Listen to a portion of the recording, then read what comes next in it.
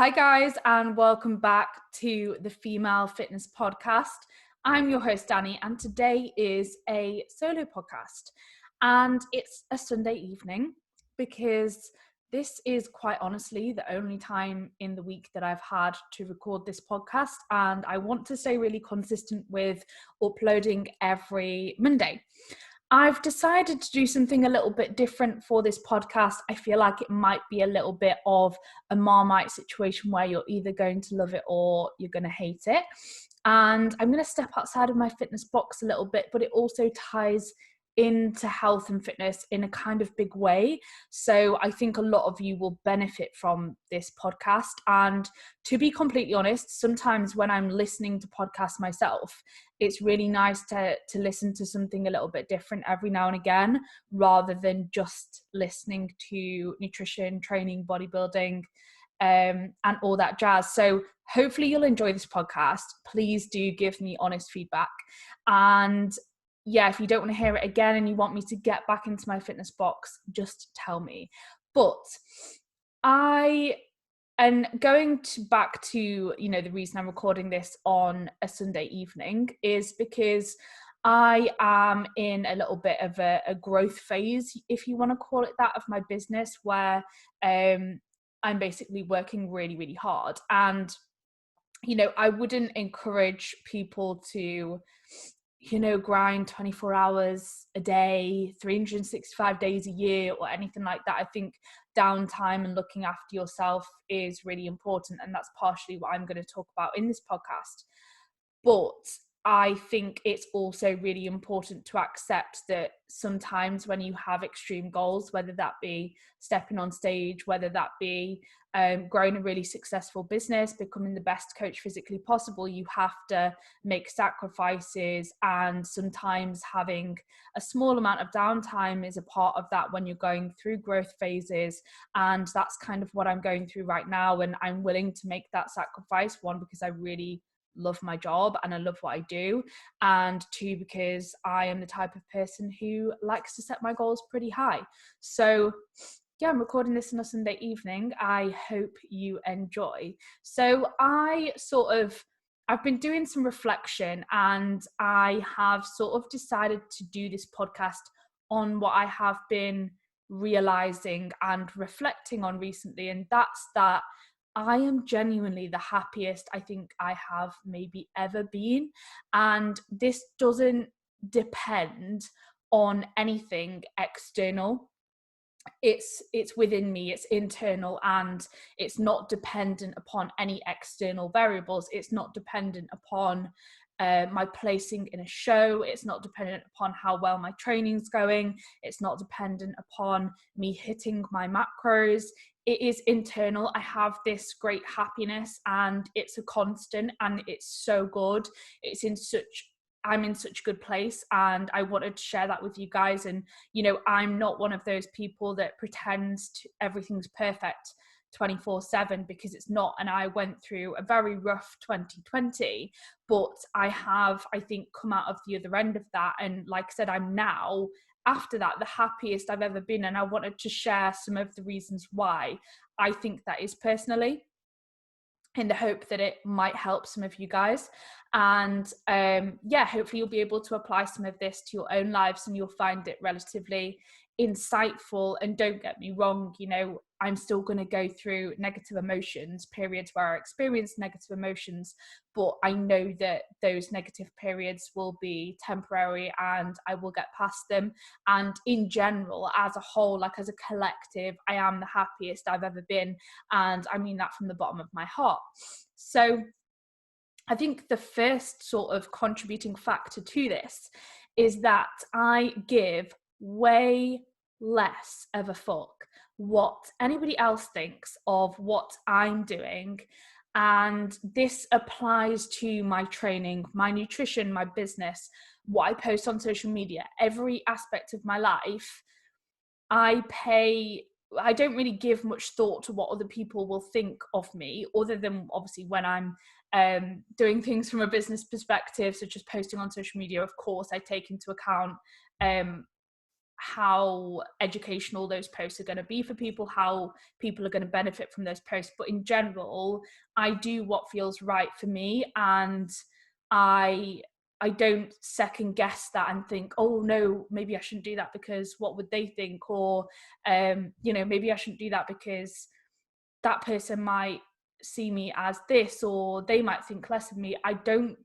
That doesn't matter to me. What matters to me is my own happiness. And of course, I take on board the opinions of those that matter to me, but the people outside of that, I just give way less of an F what anyone else thinks. And I think that's something that more people need to take on board these days, because I've witnessed a lot of people living their lives out of fear of what other people might think if they do something else, or because of some kind of pressure that they feel from an external force. And it's never a good way to live. Like, you will never be truly happy if you're living your life to please other people, or because you're scared of the opinions that others might pass on your decisions.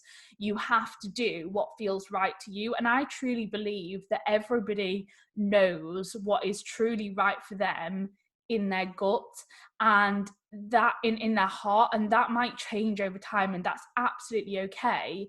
And you have to honor that change. And in my situation, an example of that is obviously transitioning away from being a bodybuilding athlete myself. I knew that was what I needed to do for my own happiness, and I knew that deep down in my heart. And if I was to think in that situation, what will other people think about this decision? And if I was so worried about the opinions of others, I might not have made that transition. And that's really sad. That would be really sad if I didn't make that transition just because I was scared of what other people might think, when in reality I knew that was what I needed to do for myself, and I knew that that was going to make me truly happy. So you have to do what you know is right for you in your gut. Otherwise, you will never feel truly satisfied, and you will never feel truly whole and complete, not compete. And you have to honor, if your gut instincts change, you have to honor that. And you are no more or less of a person depending on if your goals change or not. Like, if, for example, you are a really high level competitor and you decide that it's right for you to take a step back from the sport, like I did, it doesn't make me less of a person because I'm no longer a competitive bodybuilder. And it could be very easily to get caught up into thinking it might, but it won't. Trust me. And it feels so good when you honor what you know is right. And that's enabled me to put even more time, energy, and effort into what really, really lights a fire inside of me, which at the moment is coaching, and is my health alongside that as well. So it's, transitioning away from things which aren't fulfilling you anymore gives you even more of yourself to give to the areas of your life which really matter.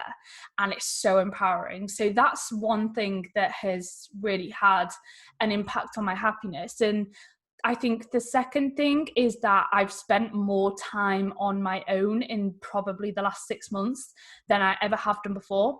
And I am at a point where I genuinely really enjoy my own company. So obviously right now I live in a flat on my own. I haven't ever lived on my own before. So I obviously grew up living with my mum, and then when I turned pretty much 18, I moved out into a student style house with 3 other girls, and from there I moved into a flat with my friend, moved into another flat with another person, then moved into a house with another person. So I've always been living with somebody else. And obviously since August 2020, I have been living in a flat on my own.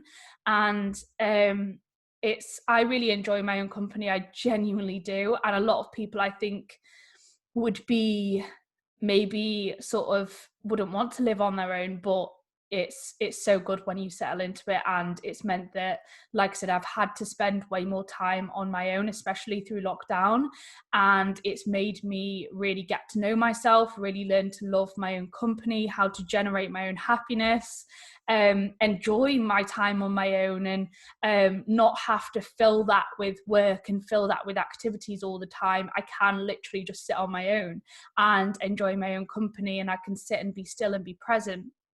And that's an amazing thing. And I think that you need to be truly happy on your own before you can be the best version of yourself for anybody else as well. So that's something which has really positively contributed to my own happiness and my life as a whole.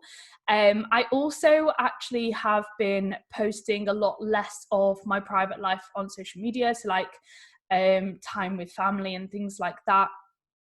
Obviously there's very limited amounts of that with us being in lockdown at the moment, but I do have a support bubble. But yeah, I just post a lot less of my private life in general on social media and stick to mostly like informative content on there, with a bit of my life thrown in every now and again, but much less of my private life. And I actively choose what I put on and what I don't. And I think having an element of privacy to your life and having a part of your life which is yours and which is not for anyone else to intervene is really powerful and has had a positive impact on my personal happiness. So that's something that I thought I would share with you. And I'm also much more present in general. So I actually posted about this on Instagram today. I'm a very driven person, and I have an internal drive to always want to be more, to always want to set my goals higher, to always be striving for something. And with that can come a tendency to get caught up in those goals and to neglect being present and being still, and to neglect time with your loved ones and time, anything that pulls you away from those goals. It can sometimes be tempting to see that as a negative, when in reality it's a positive, because I know that that time spent being present, that time being playful, that time truly resting makes me a better person. That time socializing with my friends and family, and spending time away from those big goals that I have, it makes me a better person, and it makes me more productive in the times that I am working towards those goals. So it's actually something which is really productive, and I've learned to appreciate that time being present.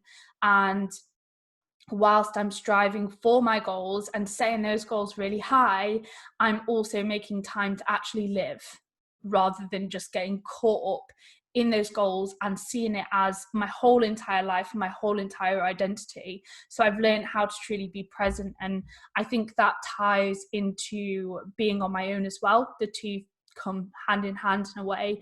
But yeah, I've learned how to really be present. And don't get me wrong, there's times where, you know, I'll be with friends and family and I'll get distracted and I'll start to look to my work phone, and then I have to remind myself and pull myself away from that and be like, no, that's not why we're here.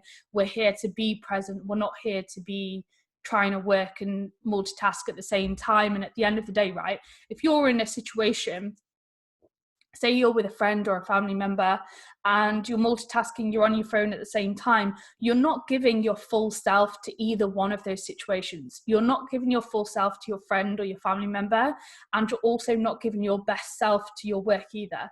So you're giving like half of yourself to both of those situations. You would be so much better off giving your full self to one situation at a time. So either being completely present with your family member or your friend and giving your full self to that person, and then transitioning to work later on in the day or the next day, or vice versa, rather than spreading yourself thin and trying to juggle multiple plates at once and doing a really shit job of juggling each one of those plates. So yeah, I'm slowly learning, and I have to remind myself, but I'm slowly learning to be much more present and to appreciate the present moment, and not to always get caught up in my goals in the future and what I want to achieve. And yes, those things are important, but it's also important to live. Otherwise you'll realize one day that you've wasted all this time which you could have been living just striving for things in the future,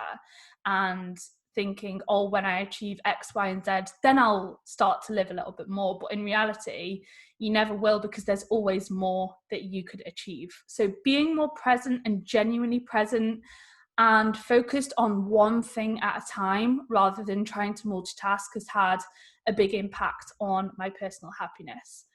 I also believe in myself, and I am much more confident in myself than I ever have been before.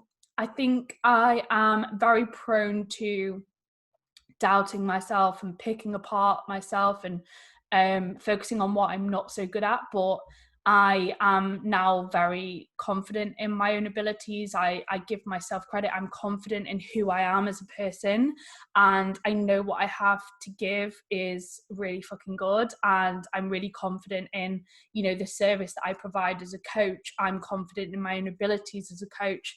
I'm confident in myself as a person. I'm confident in my own skin.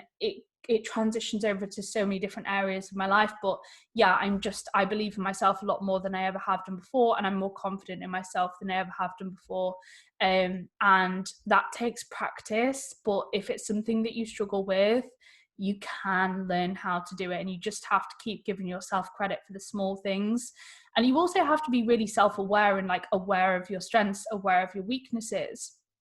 Because me saying I'm confident in myself doesn't mean I haven't got room to improve. Don't get me wrong. I have so much room to improve in every area of my life, but I'm also confident in myself whilst I'm striving to improve, because I know that I give my best every single day to become the best version of myself possible in lots of different areas of my life. And that's all I can do. And I give myself credit for that. So that doesn't mean that I'm cocky. It doesn't mean that I haven't got room for improvement. It means that I acknowledge I have got room to improve, but I'm also working on that. And I have come a very long way, and I am already a great person. I'm already a great coach, and I'm constantly becoming better and growing and evolving from that as well. So I know that I will always be the best version of myself as long as I always give 100% every day, which I always do. And I also don't force myself to do anything that I don't genuinely want to do. So if I don't want to be in a situation, I'll say no. If I ever got invited to something and I didn't want to be there, I would say no. I respect myself enough to do that. And I recognize that, you know, it would just be a waste of time to say yes to something which I didn't genuinely want to do, or which I didn't genuinely think was right for me. And I have left behind things that I didn't think were so right for me. And an example of that is last year I left a supplement company I was working with. There was nothing wrong with them as a company, but I knew that I just needed to leave that phase of my life behind me. So I left them because I knew that it wasn't right for me. It wasn't serving me to the best of that ability of that situation in that moment in time. So I had to move on from it. Nothing wrong with the supplement company. They are great, by the way. It just was a phase of my life that I needed to leave behind. And that was a part of like my evolution as well. So I'm not afraid to leave any situations and to communicate that with people. Communication is so important, like in every single aspect of life, whether that be business, whether that be in your personal life. Communication is a game changer, let me just tell you that, in many ways. And it will serve you so well to communicate how you are feeling, whether that be with your coach, like I said, whether that be in your personal life, whether that be in business. If you communicate, if you ever have like a problem with, I don't know, a supplement sponsor, or if you're a client and you have an issue that you want to raise with your coach, you'd be so much better raising that issue and talking about it and resolving it straight away, rather than trying to bottle it up, it becoming so much more of an issue than it actually had to be in the first place, and then eventually it blowing so out of proportion that it just becomes ridiculous and it creates so much more stress. So if you ever feel a certain way about anything, communicate it, don't bottle it up. So these are some of the key things which have had a huge impact on my overall happiness over the past I don't know, year maybe. And I wanted to share this with you. And, you know, it is 9 p.m. on a Sunday evening. So I hope that you guys have hopefully either found this insightful or taken something away from this podcast that you can apply to your own personal lives. And I have kind of come out of my fitness box a little bit for this podcast. However, it also really heavily applies to health and fitness. And, you know, I often find myself having conversations with clients where I'm not just coaching them with training and nutrition. I am helping them with other aspects of life. I'm helping them manage the stresses in their lives. I'm helping them go through difficult situations. And it's a big part of the overall health and fitness bubble. So it's important to consider things like your own happiness when you are striving to achieve health and fitness related goals or body composition related goals. So although this is a little bit out of my fitness box, it's also very, very relevant. So I hope that this has helped. A lot of my clients do tell me that I'm quite good at coaching people through, you know, the psychological side of things and life outside of just body composition, health, fitness, well, encompassing this. So I hope that it's helped you guys too. Please let me know your honest feedback. Let me know if you have any questions. As always, my Instagram DMs are open. I'm always happy to help. And I have some really exciting guests lined up over the coming weeks. I think I have 3 podcast recordings next week. So I will be uploading them every Monday as always, but keep your eyes and ears peeled because there's some great episode coming. Have a great rest of your day, guys. Share this on your story, and I will see you next week.